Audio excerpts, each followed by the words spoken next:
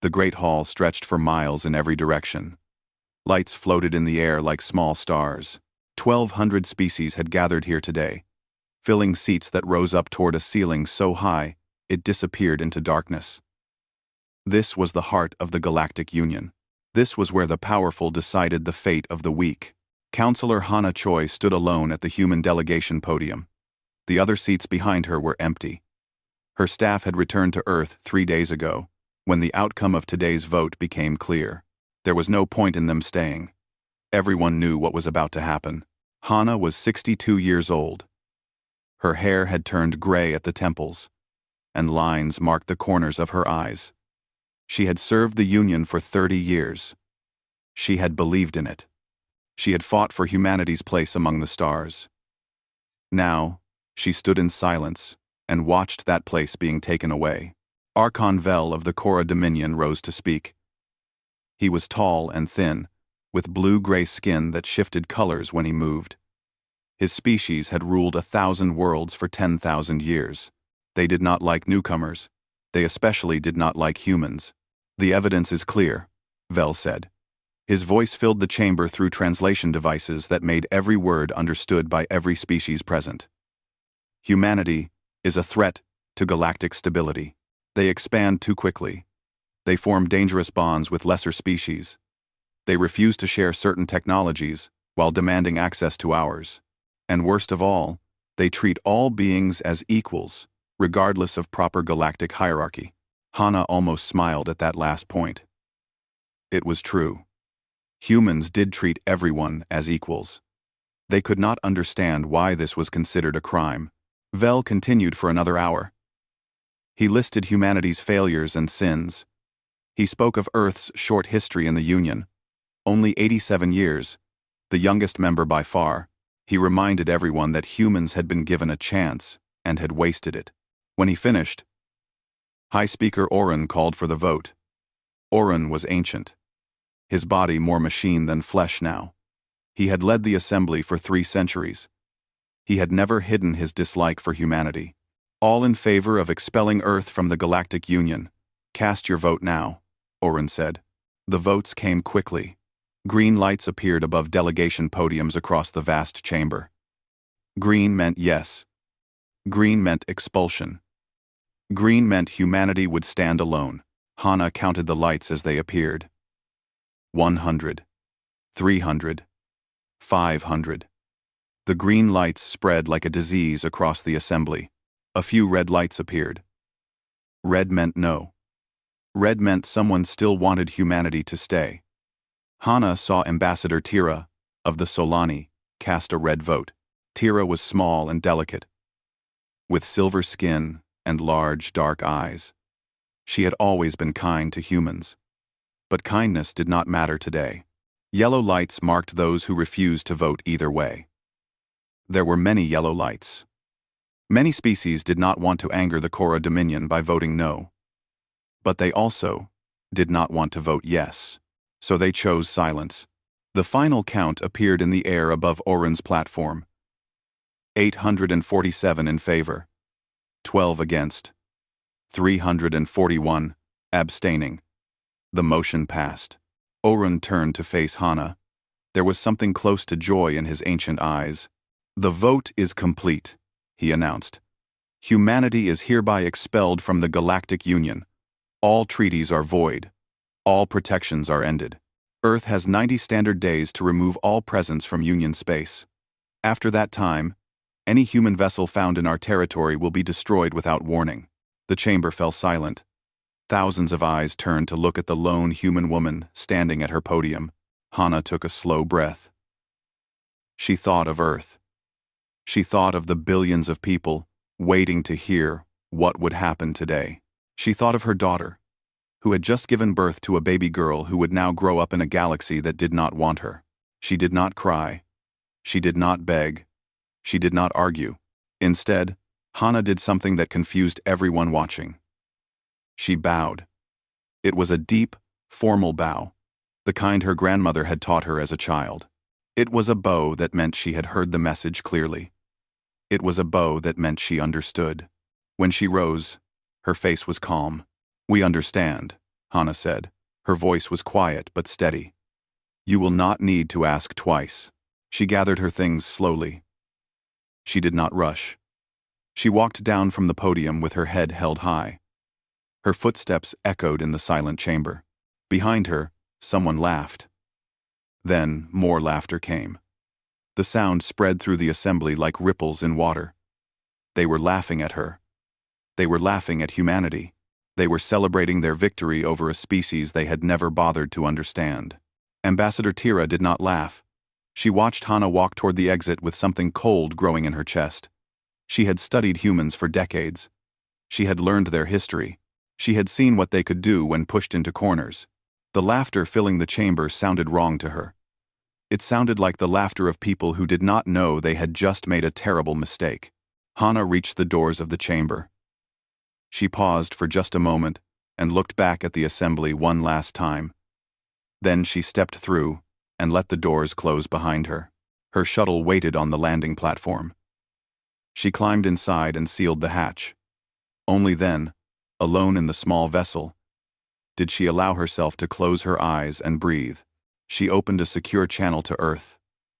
The connection was instant, protected by encryption that even Union technology could not break. A voice answered. It was Admiral Park Tae, Supreme Commander of Earth's fleet. Counselor Choi, Tae said. We watched the vote. What are your orders?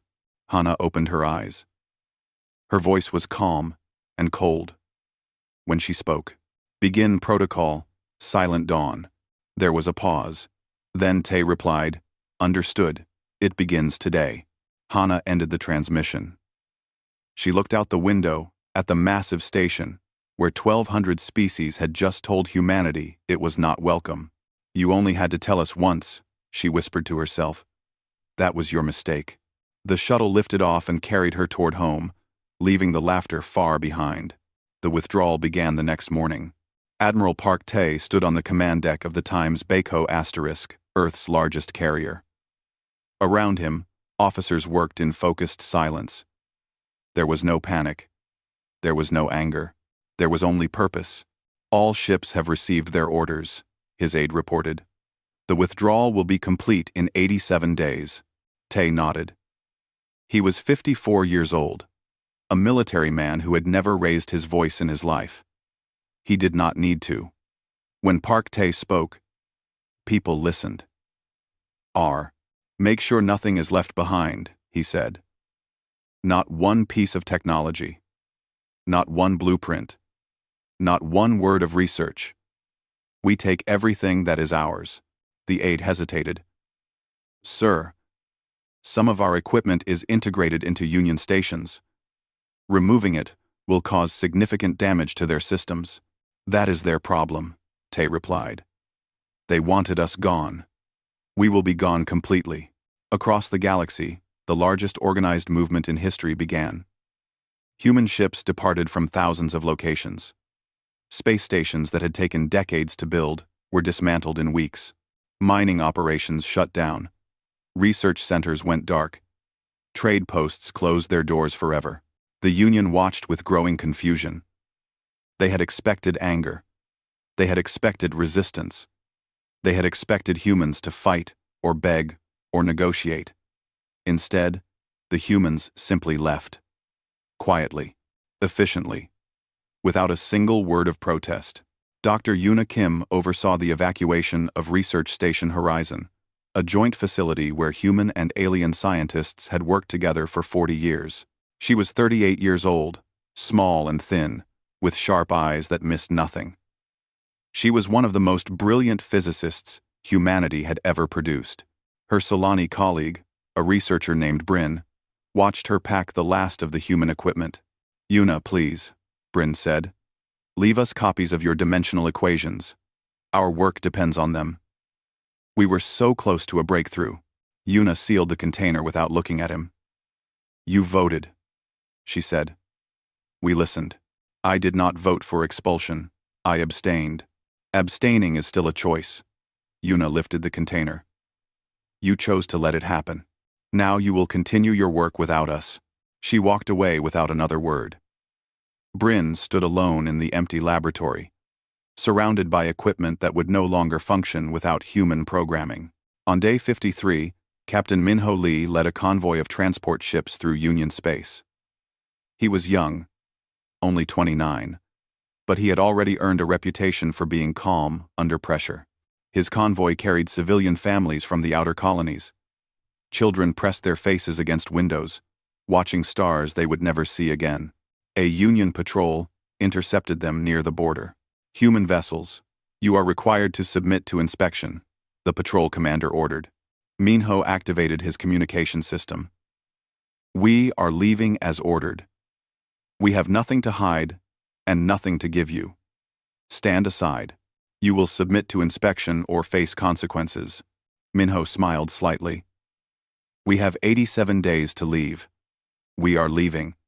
If you delay us, we might not make it in time. Would you like to explain to High Speaker Orun why humans remained in Union space past the deadline?" The patrol commander paused. Then his ships moved aside. On day 89, the last human vessel approached the border. Minho commanded the rear guard, a small fleet of military ships that had protected the evacuation. Behind them, Union space was empty of human presence for the first time in 87 years. Minho looked at the border beacon that marked the edge of human territory. On the other side, automated defense platforms waited. They had been placed there years ago, back when humanity first joined the Union. Now, they would serve a different purpose. "Transmit the final message," Minho ordered. His communications officer opened a channel that broadcast to anyone listening. "Earth thanks the Galactic Union for clarity," Minho said. "Goodbye." Then his ship crossed the border. The defense platforms activated behind him, sealing human space from the rest of the galaxy. 1 year passed, then 5, then 10. Nothing came out of human space. No ships, no signals, no communications. Trade vessels that approached the border found only silence and automated warnings to turn back. The Cora Dominion expanded into territories that humans had once protected. Small species that had relied on human friendship found themselves alone. Some were conquered. Some were enslaved. Some simply disappeared. High Speaker Orun received reports every month. Still no activity from the human sector, his advisors told him. They appear to be in complete isolation. Orun felt satisfied. They are sulking like children. They will return begging for readmission within a generation. Ambassador Tira requested permission to send a diplomatic probe into human space. She wanted to know what was happening. She could not shake the feeling that something important was being missed. Orun denied her request. "Let the primitives have their silence," he said. "They are no longer our concern." 20 years passed. The galaxy moved on. New alliances formed. Old ones broke apart. Humanity became a distant memory. A story told to young ones about a species that reached too high and fell too fast. 30 years. 40. General Sokbek stood on an observation deck above Earth. He was 83 years old now. His body failing but his mind still sharp. He had fought in the First Contact War 60 years ago. He had seen humanity at its worst and its best. Dr. Yuna Kim stood beside him. She was 70 now, but her eyes were still sharp. She held a tablet, showing data that would have been impossible to understand 40 years ago. "The dimensional fold drive is complete," she said. "We tested it last week. Instant travel to any point in space without gates or hyperspace lanes." Sok nodded slowly. "And the fleet? 3,000 ships ready. Another 2,000 in production." Admiral Tay joined them. He was 94 now, but still commanding. His voice was still quiet. People still listened. "The Accord of the Forgotten is ready," Tay said. 200 species that the Union ignored or conquered. They are with us. Siok looked out at the stars. Somewhere out there, a galaxy full of species had forgotten about Earth. They had laughed when humanity left. They had celebrated their victory. They had no idea what was coming. "They thought they were punishing us," Siok said softly. "They gave us exactly what we needed. Time to grow. Freedom to build without their rules." and a reason to become more than we ever were. Are you know? 10. Doff. Doff.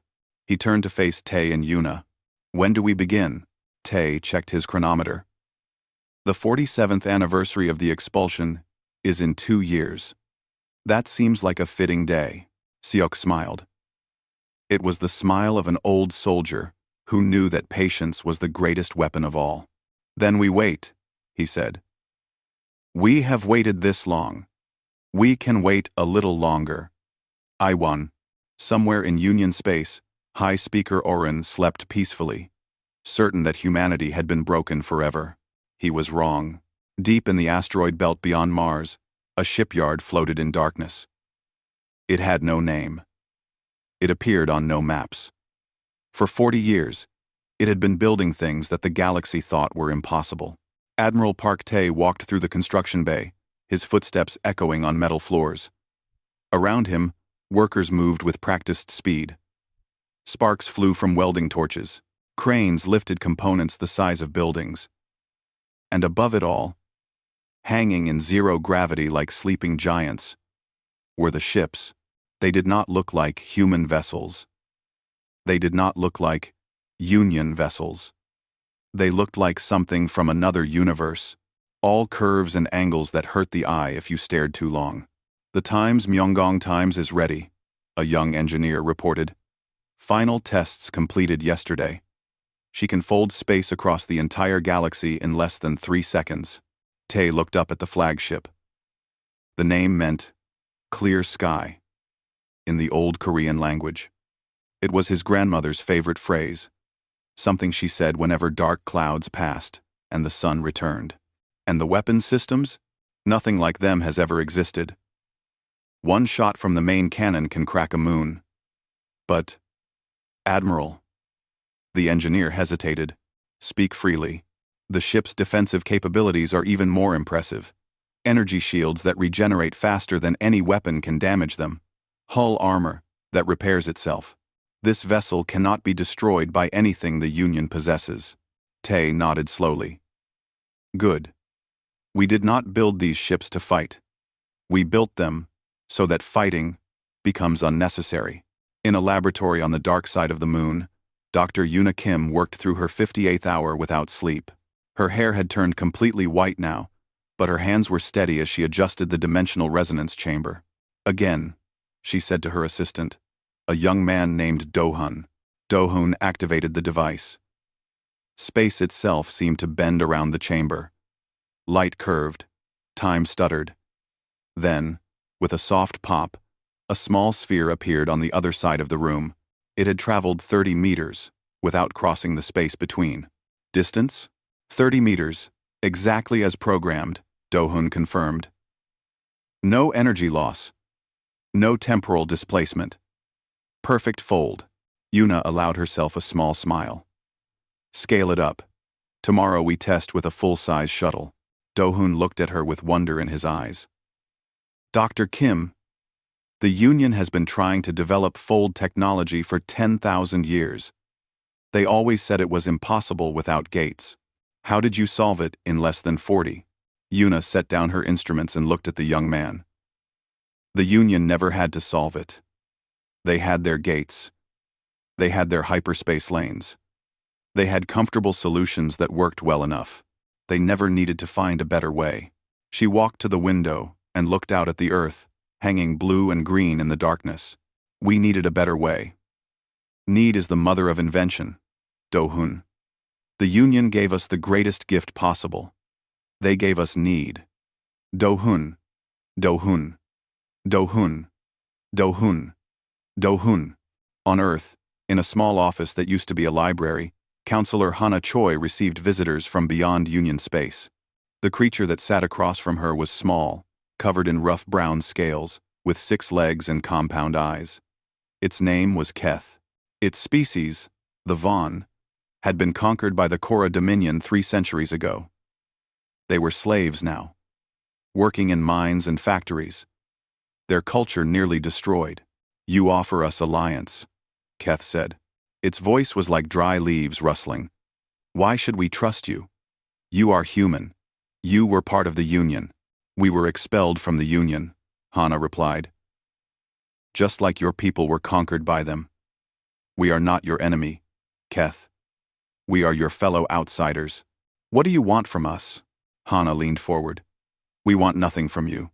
We offer you something instead. Equality. Partnership. A seat at a table where your voice matters as much as anyone else's. Keth's compound eyes shifted, processing this. The Union promised us things too. Before they conquered us. The Union saw you as lesser beings. Resources to be used. Hana's voice was firm. We see you as people. We see all species as people. That is why they expelled us. That is why we offer you this alliance. The conversation lasted 3 hours. When Keth left, it carried with it the first treaty of the Accord of the Forgotten. Over the next 5 years, 200 more species would sign similar treaties. Species the Union had ignored. Species the Union had conquered. Species the Union had declared too primitive to matter. Captain Minho Lee trained his soldiers in the outer system, far from any eyes that might be watching. He was 50 now, his face weathered by decades of space travel. His soldiers were young, eager, and very different from the warriors the Union remembered. The Union military relies on numbers and established tactics, Minho told them during a briefing. They fight the same way they have fought for thousands of years, because it works against enemies who fight the same way. He activated a holographic display showing Union battle formations. We will not fight that way. We will appear where they do not expect us. We will strike before they know we are there. And most importantly, we will never fight unless we have no other choice. Our goal is not to destroy them. Our goal is to make them understand. A young soldier raised her hand. Her name was Jisoo. Sir, what do we want them to understand? Minho smiled. That they were wrong about us. That the species they threw away has become something greater than they ever imagined. And that the galaxy they built on hierarchy and power is about to change forever. The 45th anniversary of the expulsion arrived. In a secure chamber, deep beneath the Korean peninsula, the leaders of humanity gathered. Admiral Tae stood before a holographic map of the galaxy. Beside him were Yuna, Minho, Hana, and representatives from the Accord of the Forgotten. General Seok-baek watched from his wheelchair, too old to stand but refusing to miss this moment. Our fleet is ready, Tae began. Our technology surpasses anything the Union possesses. Our allies are prepared to stand with us. The only question remaining is this. What do we want? Silence filled the chamber. This was the question that mattered most. Hana spoke first. Not revenge. Revenge is empty. It would make us no better than them. Thanks. Agreed, Yuna said. We did not spend 47 years building weapons of destruction. We built tools of change.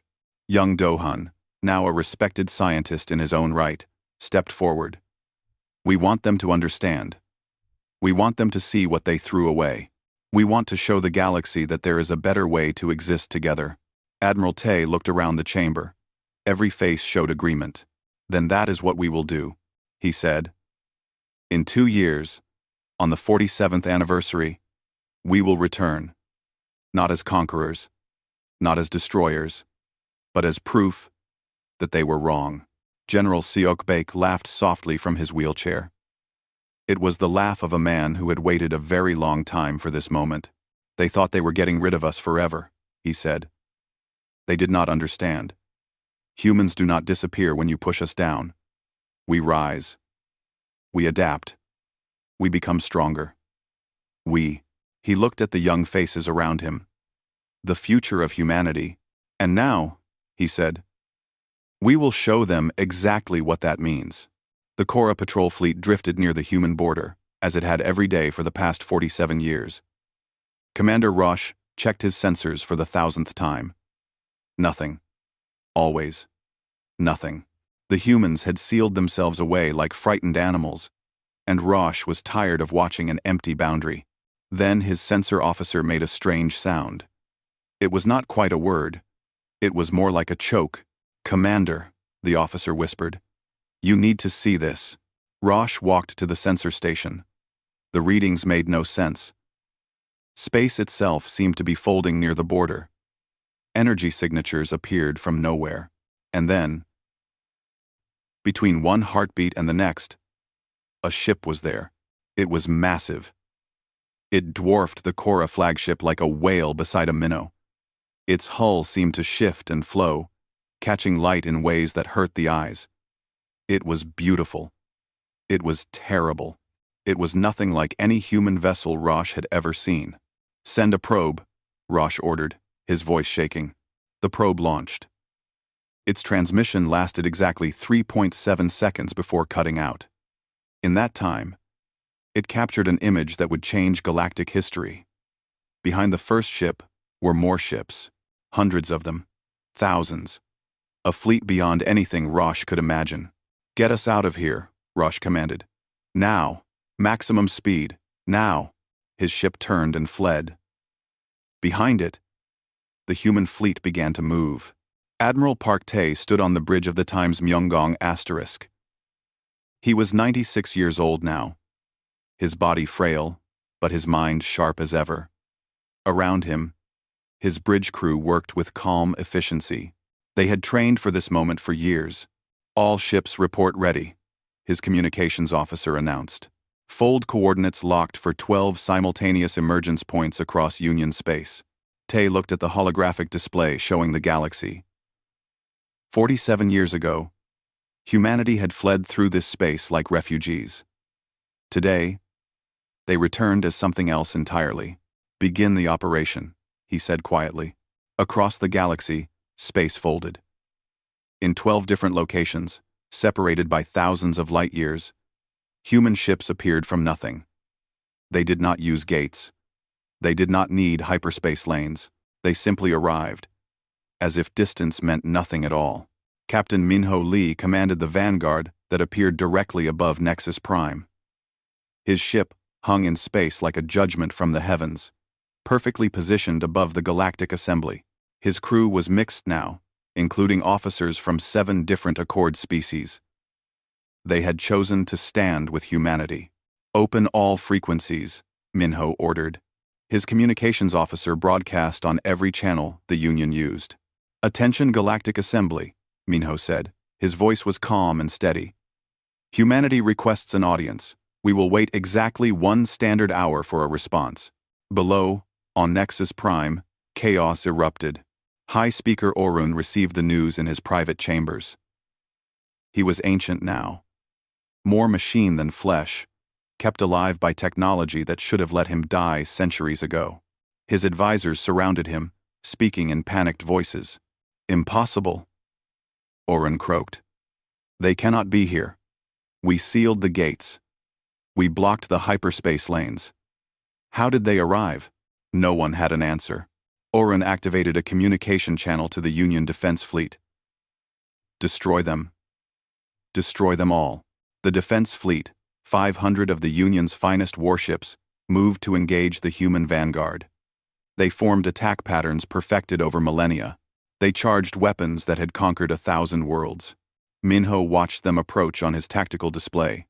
"Sir, should we prepare for combat?" his weapons officer asked. "No," Minho said. "Let them fire first. Let them see what happens." The Union fleet opened fire. Beams of energy struck the human ships. Missiles exploded against their hulls. The attack was devastating. Enough firepower to crack planets. When the light faded, the human ships remained. Not a scratch, not a single damaged system. Their shields had absorbed everything, as if the attack had never happened. "Return fire?" the weapons officer asked. "No," Minho repeated. "We are not here to destroy. We are here to demonstrate. Hold position." The Union fleet hung in space, frozen by shock. Their commanders had never experienced this. Their weapons had failed. Their enemies had not even bothered to shoot back. On Nexus Prime, Ambassador Tira pushed past security guards and forced her way into a communication center. She was old now, her silver skin dulled by age, but her determination had not faded. She sent a single message to the human flagship. I am glad to see you. I am sorry it came to this. On the Times Myeongdong *, Dr. Yoona Kim read the message. She was 78 now. Her white hair pulled back in a simple knot. She had not expected kindness from anyone in the Union. Respond to Ambassador Tira, she told the communications officer. Tell her, we remember who abstained. We remember who was kind. That, too, is why we returned. The hour passed. The Galactic Assembly had no choice. They could not fight these ships.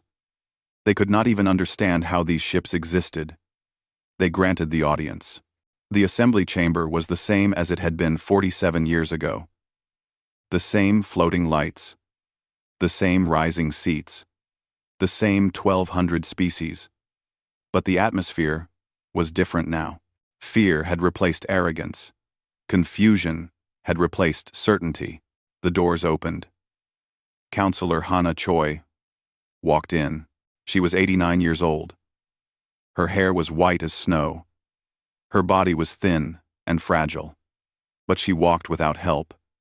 Her back straight, her head high. She wore simple clothes, no decorations, no symbols of rank. Behind her came others, not just humans. Representatives from the Accord of the Forgotten. Over 200 species that the Union had ignored, conquered, or enslaved. They walked together, side by side, equals in a way the Union had never allowed. Hana reached the central podium. The same podium where she had stood alone 47 years ago.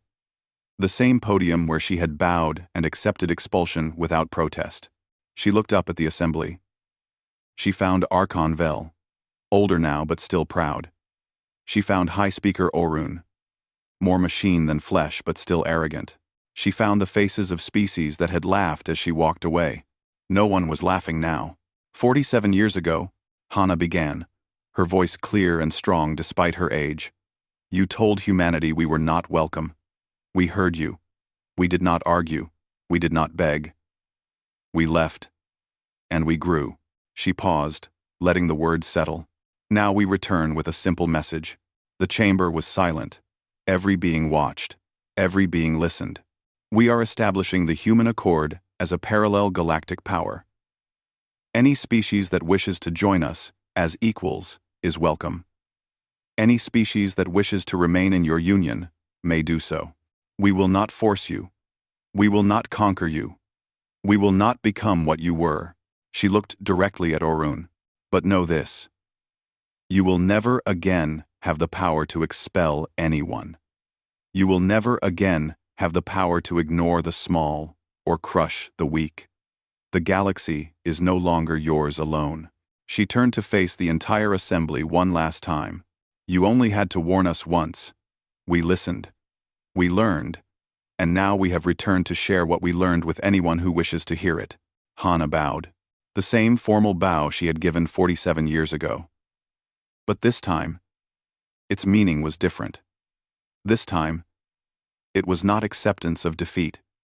It was acknowledgement of a message delivered. She turned and walked toward the exit. The Accord representatives followed her. The doors opened, and they stepped through, leaving the Galactic Assembly in stunned silence. Outside, Minho waited for her with a shuttle. Was it everything you hoped? He asked. Hana smiled. It was a tired smile. The smile of someone who had waited a very long time for this moment. It was not about hope, she said. It was about showing them the truth. They cast us out because they feared what we might become. Now they know. Their fear was justified. She looked up at the sky, where human ships hung like new stars. Now the real work begins. 1 year after the return, the galaxy had changed forever. The human accord now counted over 400 species among its members. Some had been part of the original alliance. Others had defected from the Union in the months following humanity's return. They came seeking what the Union had never offered. True equality, true partnership, true respect.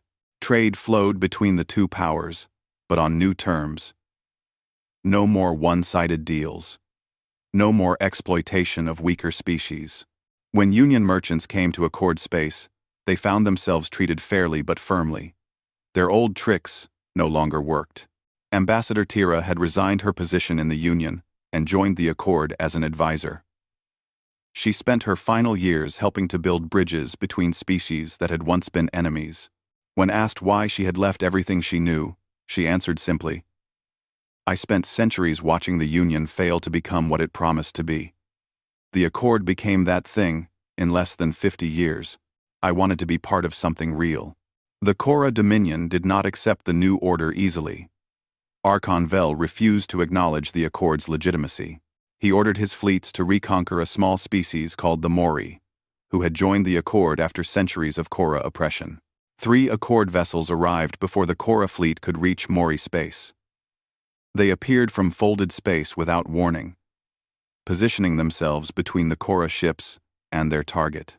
Captain Minho Lee commanded the response. He was 51 now. Commander of the Times Hanul *, the Accord's fastest ship. His crew came from 8 different species, working together in perfect harmony. Korra fleet. This is Captain Lee of the Human Accord, Minho transmitted. The Korra commander laughed. 3 ships against 50?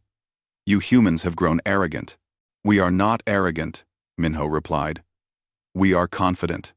There is a difference. Would you like me to demonstrate? The Korra commander hesitated. He had seen the reports from Nexus Prime. He knew what human ships could do, but pride pushed him forward. Attack formation. He ordered his fleet. The 50 Korra ships moved to surround the 3 Accord vessels. Weapons locked on. The Korra commander smiled. Numbers still meant something, he believed. Minho sighed softly. Target their engines. Minimal damage. No casualties if possible. The Times Hanul Times fired once. A single beam of energy that split into 50 separate threads, each one striking the engine core of a different Korra ship with perfect precision. In less than 2 seconds, the entire Korra fleet was dead in space, unable to move but otherwise unharmed. Your ships will regain power in approximately 4 hours, Minho informed the stunned Korra commander. That should give you enough time to think about whether this was worth it. The Mori are not yours. They never were. The Korra commander said nothing. What was there to say?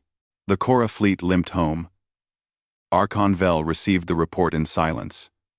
He was old now. Older than he had ever expected to become. He had ruled for centuries. He had conquered hundreds of worlds. And now, 3 ships had humiliated his entire fleet without killing a single soldier. He never ordered another attack on Accord space.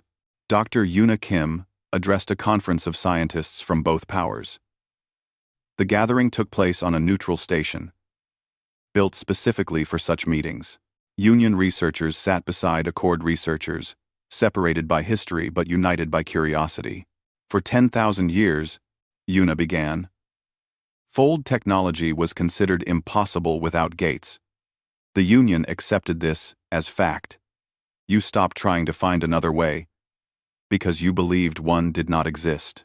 She activated a holographic display showing the dimensional equations her team had developed. You were wrong. A better way did exist.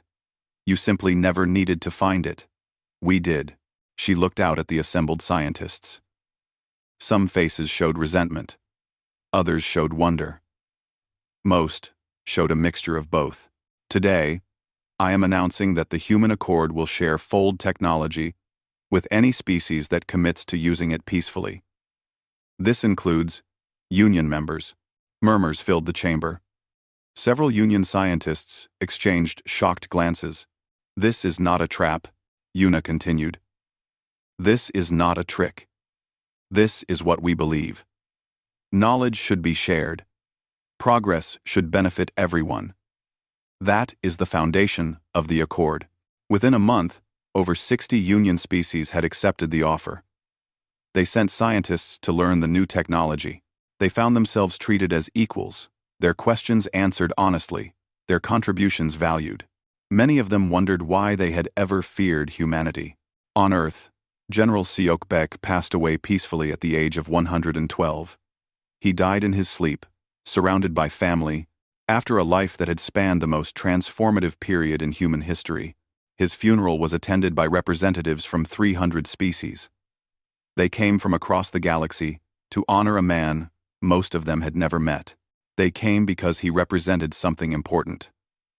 The generation that had refused to give up, that had endured the expulsion without breaking, that had built the foundation for everything that came after.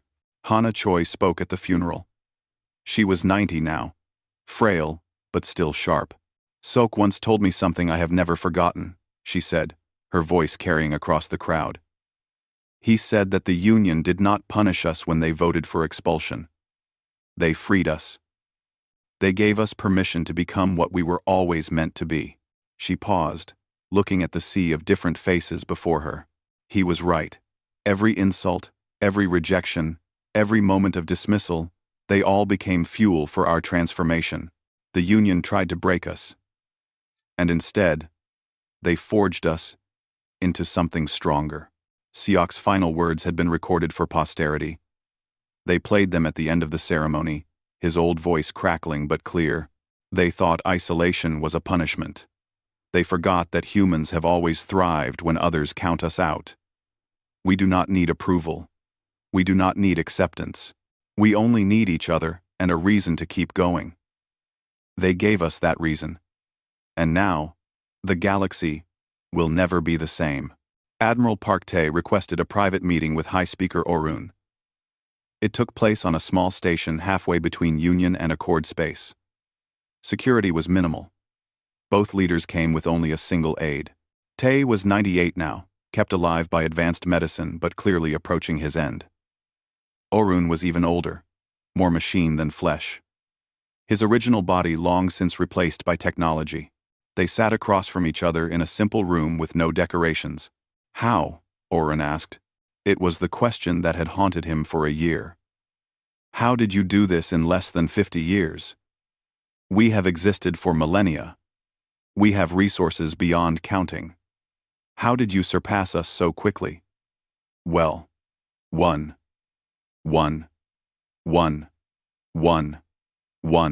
Tae considered the question carefully before answering. You united us, he said finally. Every species that scorned us, every vote against us, every insult and dismissal. You gave us something precious, Orun. You gave us certainty. Certainty of what?